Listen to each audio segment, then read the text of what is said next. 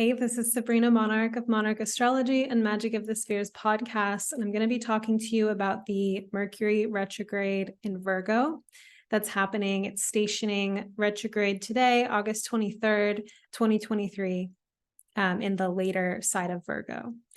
And while I will share briefly some of the basic mundane qualities of Mercury retrograde, which I'm sure you already know because Mercury retrograde is a very commonly talked about transit, far beyond people that even pay attention to astrology. Everyone seems to know what Mercury retrograde is, though they are often quite misinformed, but whatever.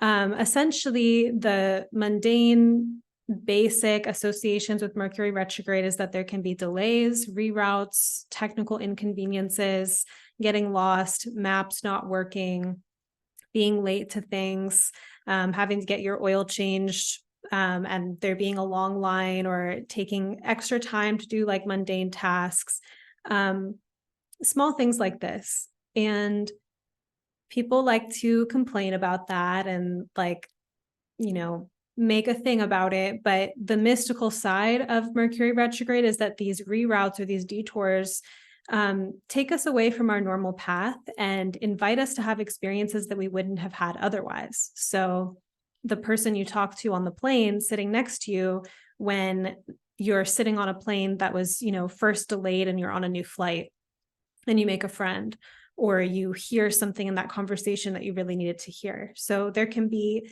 some level of meaning or cleverness behind these reroutes. And so that's going to be the mundane layer.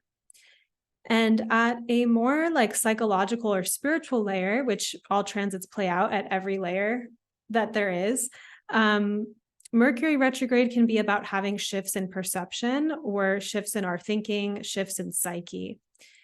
And in this light, that's what ends up being the most fascinating to me to forecast on.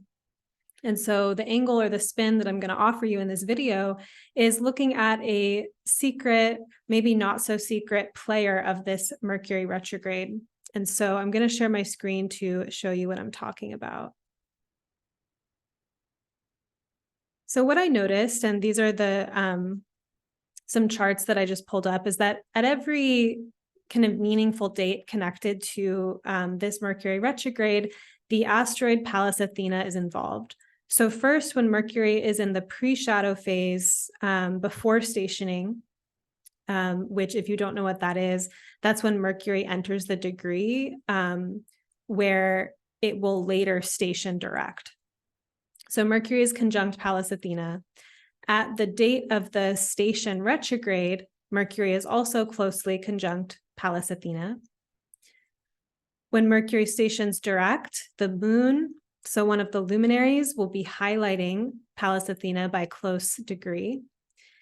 And then at post-shadow, when Mercury re-enters the degree from which it originally stationed retrograde, the sun, the other luminary, will also be closely highlighting Pallas Athena.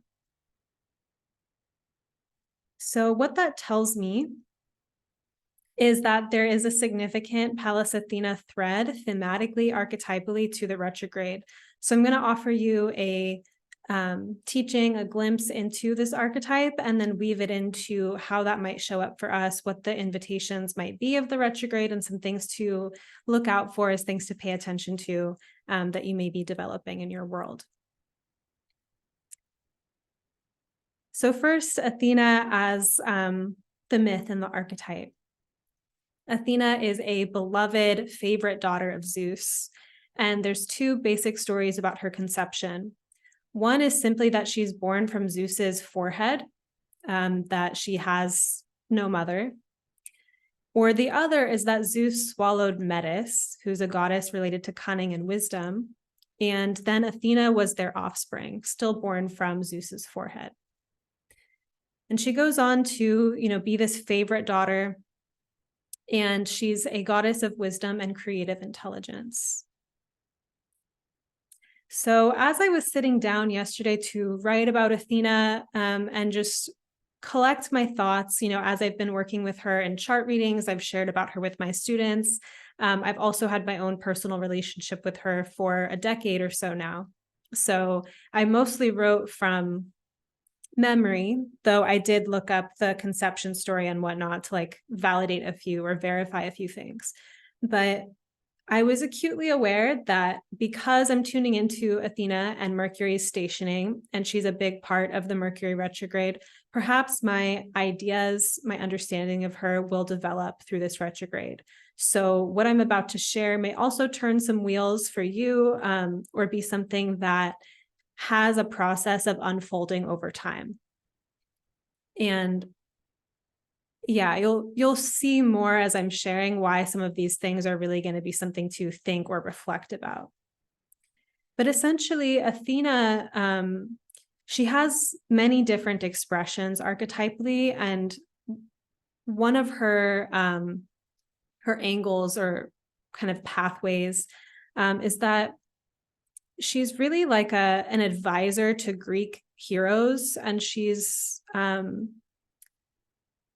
her creative intelligence supports the agendas of the time, of the agendas of the gods. And there's a way of interpreting Athena where she's kind of playing as a woman in the man's world. So whether that's in the myth or in like a semi-contemporary context, it would be like the wave of feminism where women were taking jobs in the workplace or doing things out in the world that men were doing and being like, hey, we can do this too. And as you know, I think at the time that particular wave of feminism was being, that gender roles were so rigid and constricting that was one way to start to subvert them or shift things, like the way that the collective, like the social thing was working out. But there's a deeper aspect of feminine empowerment, right? So whether we're talking about women or the feminine as a current that runs through anyone, but often it is associated with women, if we look at it in like a social context way, that there's like an oracle of the feminine, or there's a way that the feminine gives birth, not just to other humans, but that there's like a creative sensitivity and fertility of the feminine consciousness that is in touch with the magic, is in touch with the creative life force principle. And then there's been some issue about where that life force, what it's feeding, what it's giving life to. And so part of the issue with the women playing in the men's world is that it takes the feminine essence and just puts it into the hoops and systems that already exist. And when we think about like Athena archetypally, like some images of her, there's a book called Goddesses in Every Woman by the last name Bolin. I'm forgetting it, like Jean Bolin, I think. And Athena as a social archetype, as a person, is described as like the kind of maybe bookish, like studying engineering or very academic woman who's at a party, and she's more likely to want to have like intellectual conversations than she's going to want to dance and be in the sensuality of her body. And the suggestion with that being like there's this kind of heightened like genius with the Athena archetype, and then sometimes a struggle around the kind of like sensual fulfillment side of like the feminine life with Athena. So that's one, and I'll probably come back to that. That's one angle of the Athena archetype. On the other hand, she also relates to manifestation and creative intelligence, right? So she's this master strategist, and she's like a warrior philosopher goddess. And so rather than being connected to, say, like brute force, Athena has this exquisite capacity to really see a timeline of events and to make a plan where she like ever so strategically hits the mark or hits the target. So, I mean, she's genius, right? And when people in a contemporary, like now context, are practicing visualization, which is one of my favorite things in the world, visualization, or manifestation, they are, in a sense, working with the Athena consciousness, because it is a mental fertility. It is the capacity to create a blueprint in the consciousness. And like Zeus giving birth to Athena through his forehead, Athena, I think, carries that with her, where she creates things in life based on visions that she has in her head. So where that becomes, you can see the very magical potentials of that, because she's incredibly creative and knows how to manifest things. And sometimes mental frameworks, or what we think is a good idea, or what we think we should do, is off. Like, it may not be the thing, it may not be the path. And so when I bring it back to that image of a woman in the man's world, the issue conceivably with that is that there may be something that a woman or feminine being is channeling through them, like the truth of their vision, and it may not need to fit into some category that already exists, right? It may not be about harnessing all that life force and creativity to further a corporate agenda. And often with Pallas Athena types, there is this draw to actually really excel in the world and to climb some kind of ladder. And then at the top of success, have this awakening of like, wait a minute, this actually is limiting. This isn't who I am. And then they recycle those gifts that they learned in that realm, in that arena, to something more creative and unique and personalized to them. Or, in my own experience with like Athena type consciousness, part of my path was like when I was first, I haven't really had a lot of experience in the workforce as an employee. I had like minimum wage jobs when I was like a teenager. And then I was in college, and I was pretty certain that I needed to do, first I thought I wanted to like be a teacher, an educator inside of like academia. And then I had this like spiritual awakening, got really into astrology at this deeper level, and knew that I wanted to be an author and I wanted to be an astrologer. And so I would research business.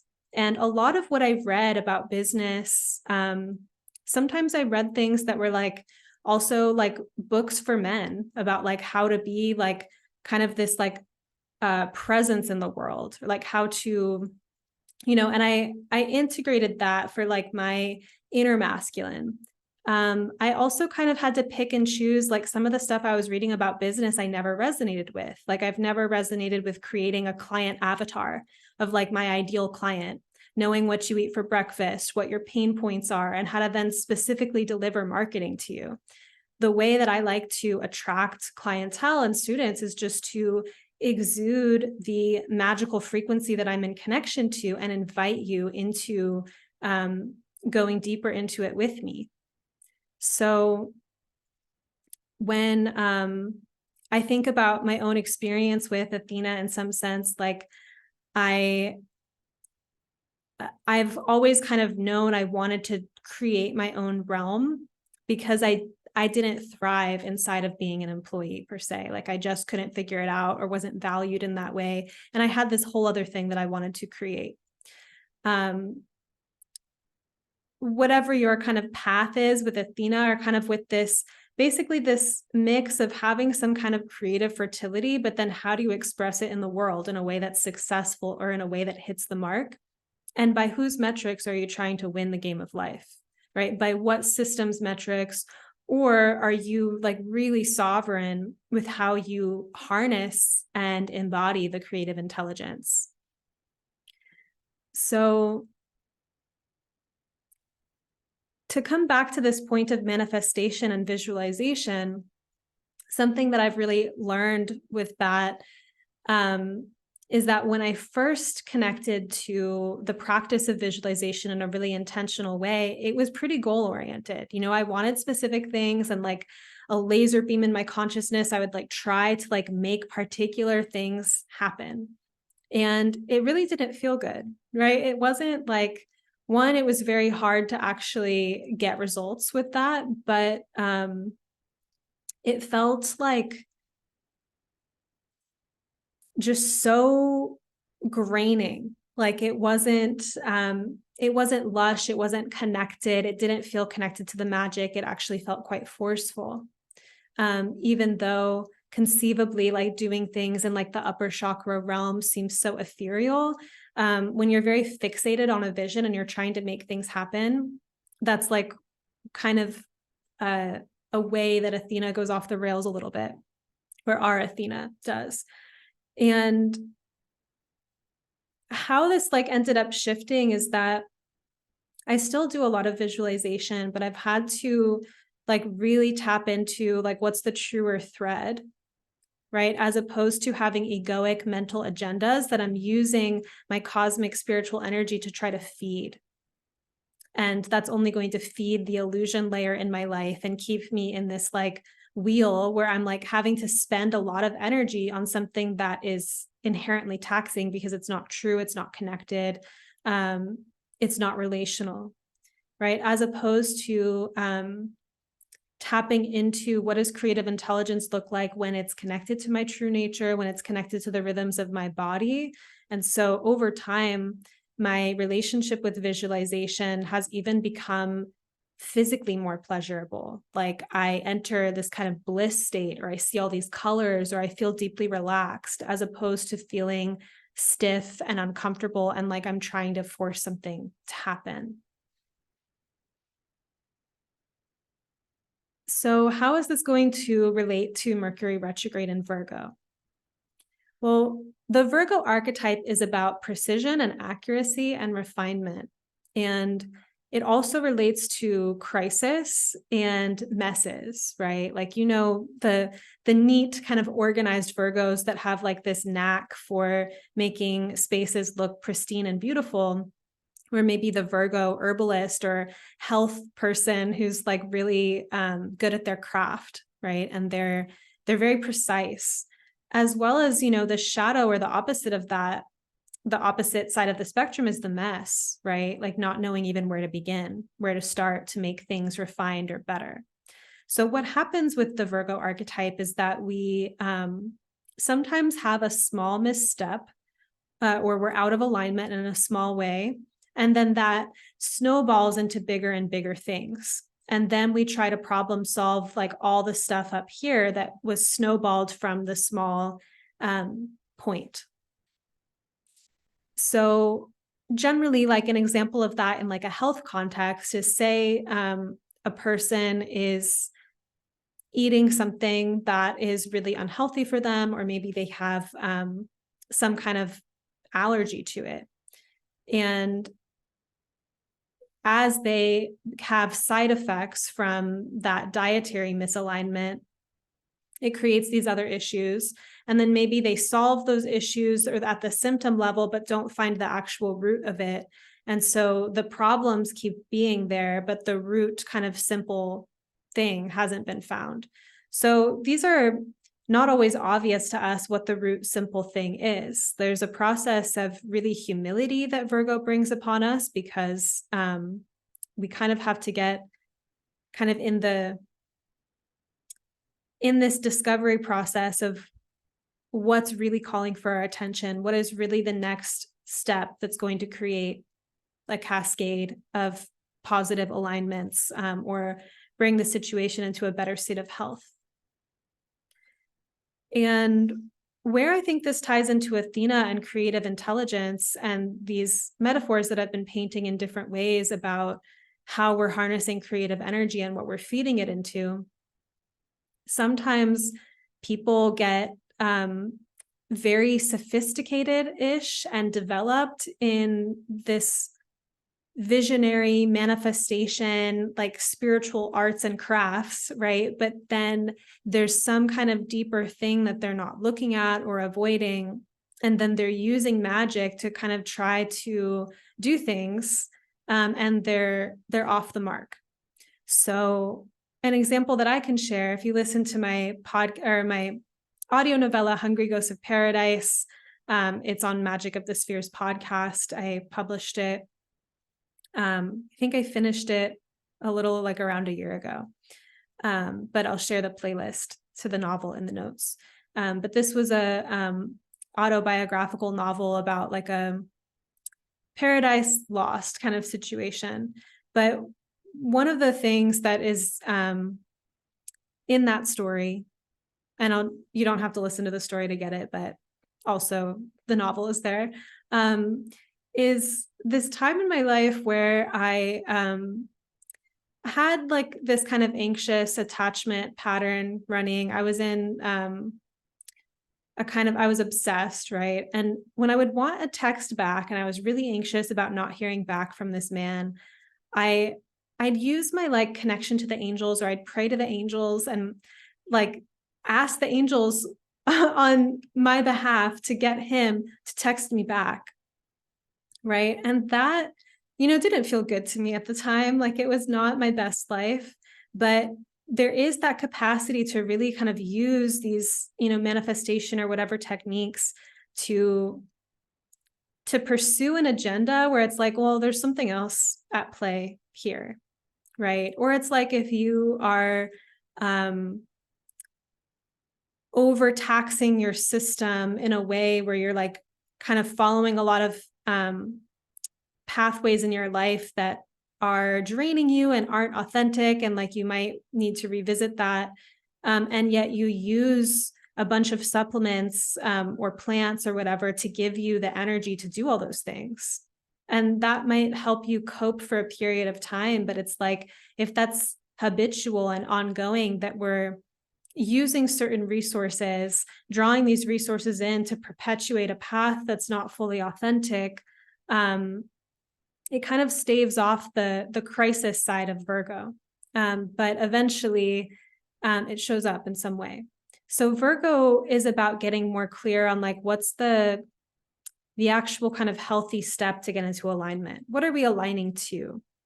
There's a deep anxiety inside of Virgo as well, because there is a sense that being good, it's like a biblical, like going to heaven versus going to hell, where it's like being a good person, being like liked instead of outcast, or liked instead of canceled, whatever it is, where there's this sense that there's a great anxiety about not being a good person, or something being wrong with you. And therefore, when you make mistakes or you are aware that you're making mistakes, there's an immense amount of shame and then avoidance. So one of the images that I was thinking of for considering this Mercury retrograde as something to think about, right, is like an engineer who notices that there's like a little problem in the plant, right? I don't know a lot about machinery, so it's very abstract here, very watercolor image, but something's off. The engineer knows it. Now imagine the engineer just calmly dealing with that and fixing it, versus the engineer being like so squeamish about it and so like, oh, this is too much, I just can't deal with it, going home and like, I just, and then the plant has this kind of meltdown. Like where it is that we have such a avoidant relationship to the little things that need to be attended to, because it creates an immense amount of shame, right? So where can we give ourselves more resource through compassion, or through just being with the discomfort of the sensations, and through also not, having some level of detachment from that punisher shame voice, and just being like, oh yeah, I messed up here, or like this was off, right? As opposed to going on this whole like freak out ride about it. So finding that kind of level of think about Virgo and the grand earth trine. And so the stability of Taurus, or kind of like the responsibility, gravity, groundedness of Capricorn. And just, yeah, if there's something that needs adjustment, like bringing the kind of like willingness, game face, like willingness to evolve, willingness to reflect on things and to refine things without all the extra shame and whatnot that kind of derails the process. So I'm like, why did I bring that in? There was another point that I wanted to make. But I think the process of knowing what steps to take to like refine or improve our situation we kind of need that capacity of consciousness to be able to even look at those small details and to take practical adjustment action based on them. Oh, and I was speaking also about, what is Virgo aligning to, and why there's that sense of like perfectionism, or like if I make a mistake, it means this really big bad thing about me, as opposed to it simply being a mistake and there being an opportunity to revise it and move on. So another thing that could be relevant with this is that Pallas Athena is creative intelligence, and I love visualization because it's like a prayer for me to tap into anything. Like I can imagine anything. The capacity to even imagine will stretch one's reality in meaningful directions. So sometimes to begin to solve problems or to fix things in my life, I simply imagine that it's already been done. I get into the feeling state of the relief or the kind of magic of the situation having shifted. And then that creates the fertility in my consciousness to actually receive a download of what a meaningful next step would be to get me into that direction. So it's a part of my consciousness that suspends the attachment or the gripping to the anxious, dysregulated nervous system as the pathway to solving my problems. Like I need to be really stressed out right now to deal with this stressor. Like not necessarily. I can actually tap into creative vision and resource myself through that. I do this with also when I'm ruminating about things, or I'm in a grief process, or I like can't seem to digest something emotionally or mentally, I tap into the Akashic records and I ask for support working with those threads, and then I get visions. And so I think creating some connection of like, where do you get spiritually resourced? Where do you get energetically resourced to attend to what needs to be attended to, as opposed to using those spiritual resources to kind of just like cover it up, or to use spiritual resources to perpetuate an agenda that may be out of touch with the truth, or the truth that's living inside of you and wants to express through you.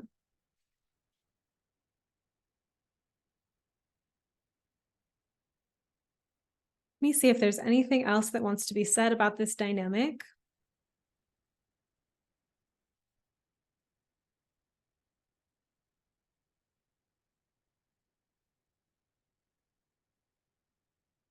I think there can be like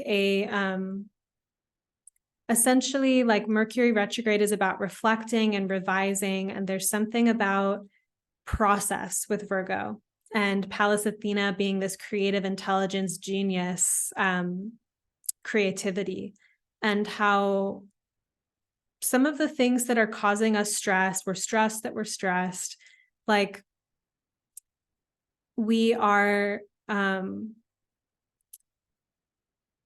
there's a way that maybe at like a practical level, we're not feeling resourced or equipped to deal with the situation. And we may need to find ways to create more resource for ourselves, or invite more resource, or ask for more resource for those things, or discover what would actually be helpful. There's also a way that sometimes it is just a mental attitude or a nervous system kind of posture habit to feel very victimized and collapsed in the face of having little issues to work out. Right? And as long as we're alive, this reality is imperfect, and there's always little things that need adjustment or need to be worked with. And so if we can find a sense of, I think Pallas Athena really finds the sport and the fun in what she does. And while she's in Virgo, there's like really this thing around, and such a part of this Mercury retrograde story, there's something around tapping into the magic and brilliance of the process, and realizing that just because we have issues doesn't mean that there's something wrong. Like this is not a perfect reality. This is literally an imperfect reality. And then the paradox is that it's also all perfection, right? That at a deeper spiritual level, everything that we go through is resourcing us to learn the lessons that we came to Earth to learn. So when we have a really kind of game, like warrior philosopher, like goddess, God attitude to approaching these things, maybe we'll have some meaningful revelations, right? And it's Mercury retrograde, so we're going to be rethinking, reanalyzing, digesting what hasn't been digested yet, having shifts in perception, and all of that. So I did forget to say at the beginning to please like this video, and leave a comment. Please leave a comment just to say hello, or even, further to let me know what resonated with you and what you thought about this video and transmission. You can subscribe to my channel, subscribe to my mailing list linked in the notes. And I also have some learning opportunities up ahead. One is Emergence, which is a visionary experience about the lunar nodes in Aries and Libra. They just entered recently, and they'll be here for an 18-month time period, and they will be informing our eclipse seasons. So I created this workshop to invite you into having a personal relationship with how the nodes are activating your chart. I will support you in that, right? There's going to be a group to post in, and also the live classes. So you bring your interpretation or analysis. I'll help you get to that place, and I'll give you feedback. This is really about getting your own kind of Athena lay of the land of what the next 18 months holds in store for you around what's the mythic undercurrent, what's happening around the eclipses.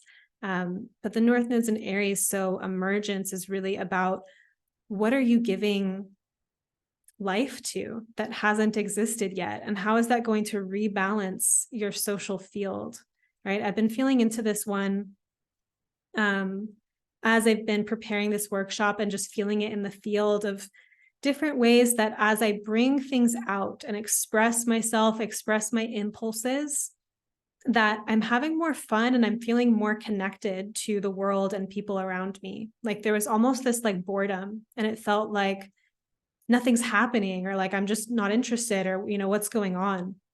Boredom. And like I was talking to my friend about it, and she was reflecting like, oh, the horror of being bored, right? So I was moving through that, and then I would feel this kind of whisper, this instinct or this impulse, and as I would act on it, all this energy would come online for me, but also it changed how I felt I was interacting with people, and it created new things for the Libra side of the balance, the social connection, etc., that part too. So how that's uniquely playing out for you in terms of what's emerging for you and what in your life is that rebalancing. That's something that I'll be guiding you through astrologically, and also with the Akashic records inside of Emergence. So we begin September 14th. You can find the link to sign up in the notes.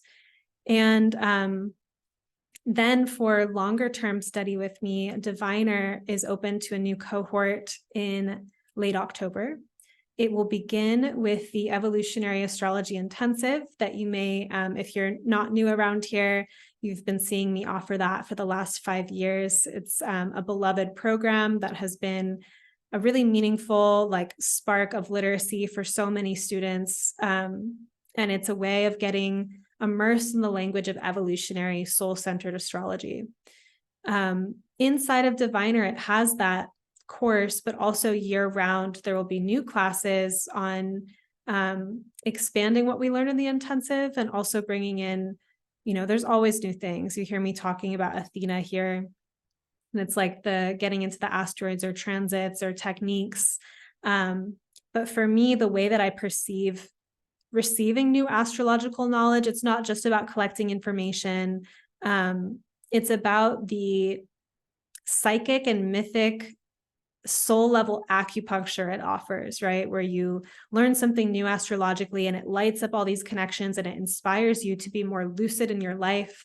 I regularly get to have this experience of seeing my natal chart, or the promise of my natal chart, come alive in my life as I'm just following my the thread of truth that I am working with in my experience.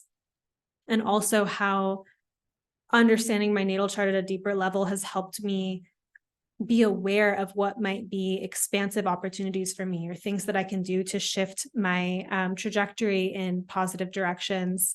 It's pretty infinite, this practice. And so I created Diviner, this expanded year-long container, to We just needed the container to go longer because there's so much more infinitely to work with astrology.